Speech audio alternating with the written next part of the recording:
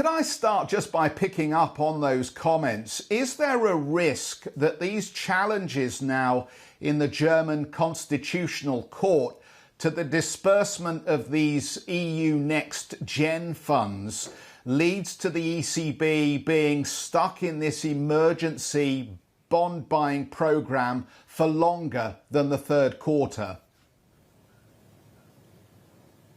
Well, I think it's good that we keep a couple of things separate here. If indeed there were to be a delay in the disbursement of the Next Generation EU Recovery Fund, that would be absolutely a piece of bad news, because I do believe that fiscal policy is really at the forefront of the crisis-fighting policy response here. At the same time, the bulk of the fiscal response in Europe is, of course, national in nature. And however important I do believe that the recovery fund is, it's not a cyclical instrument, it's a structural instrument. It's meant to lift the growth potential of the euro area economy. And in that sense, it's less important for, let's say, cyclical decisions, and therefore should not have a direct impact on the monetary policy stance. If, of course, this was part of a larger and a wider-ranging deterioration in the economic situation, that would be a different situation. But at this moment, I have absolutely no indication of that happening. One of the critical issues, though, is whether these constitutional court appeals hold up the setting up of this pan-European sovereign borrowing agency, which sits under the auspices of this Next Gen programme.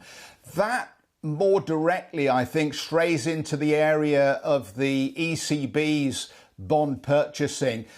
Do you think if that programme gets delayed again, that pushes the onus back on the ECB to provide continued support through bond purchasing?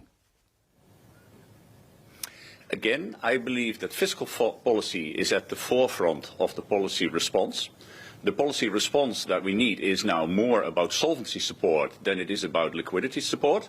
It's about income support to our citizens. It's about solvency support to distressed corporates, etc. And the bulk of that support continues to be provided at the national level.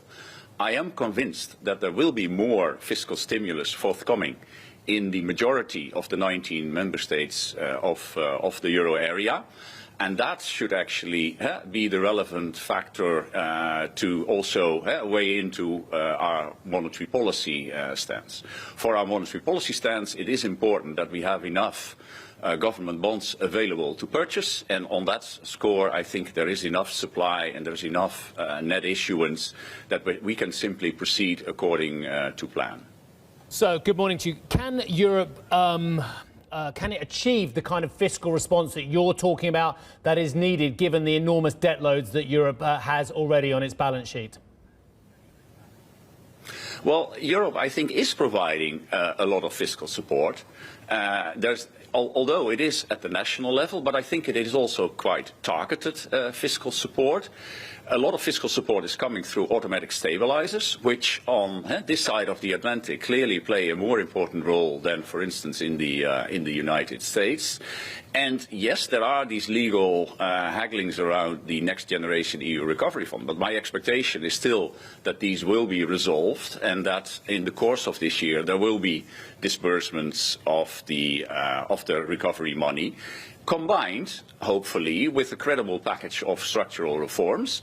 And then the joint impulse of having public investment and credible structural reforms should be a very powerful combination to lift the growth potential of the euro area.